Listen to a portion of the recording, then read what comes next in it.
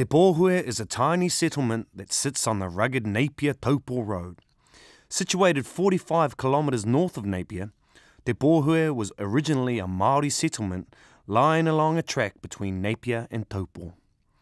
The Tūwharetoa tribe used this track to travel from Taupō to Napier in order to obtain seafood.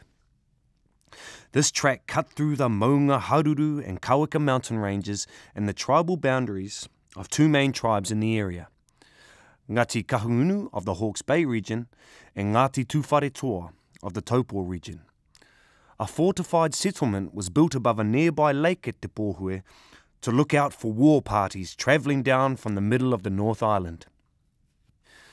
In the 1820s, trade with Europeans grew, and among the most coveted items were muskets.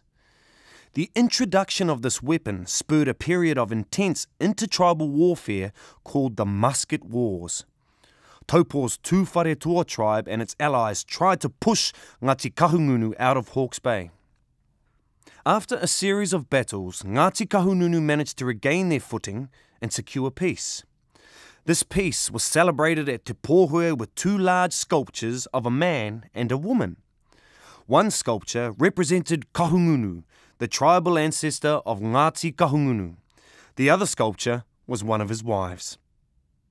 In 1847, the missionary, explorer and botanist William Colenso, who had set up a mission near Napier 2 years earlier, became the first European to walk along the track. He travelled from Napier as far as Tarawera. Very steep, making descent and ascent difficult, in places hazardous. The first Europeans began to settle the area around Te Pōhue in the 1850s. The coach road between Napier and Taupō, today a sealed highway, was cut through dense bush and completed around 1870. Building the road was dangerous work as the land wars were still raging and the anti-government Māori leader Te Koti and his armed supporters were in the area.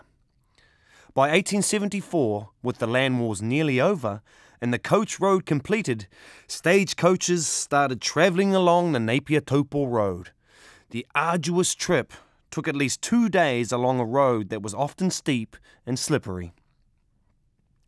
The coach trip involved using a total of 30 horses and 6 teams of 5. In addition, the Esk River had to be forded over 40 times. Te Pōhue was the perfect distance from Napier for coaches to stop for lunch, so a hotel and other facilities were built. Carrier pigeons were sent from Napier to notify the hotel of how many people were to be expected for lunch that day.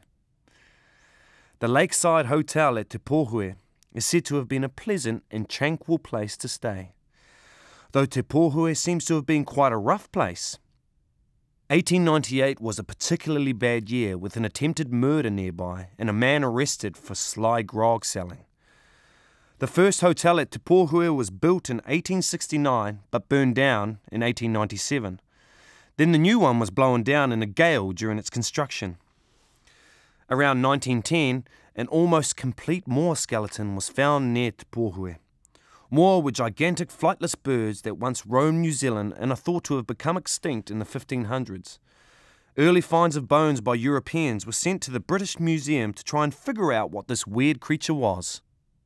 Today, the district surrounding Te Pōhue is mainly farmland and pine forest, and the local hotel remains a focal point for the area. The current hotel was built when its predecessor collapsed during the 1931 Hawke's Bay earthquake.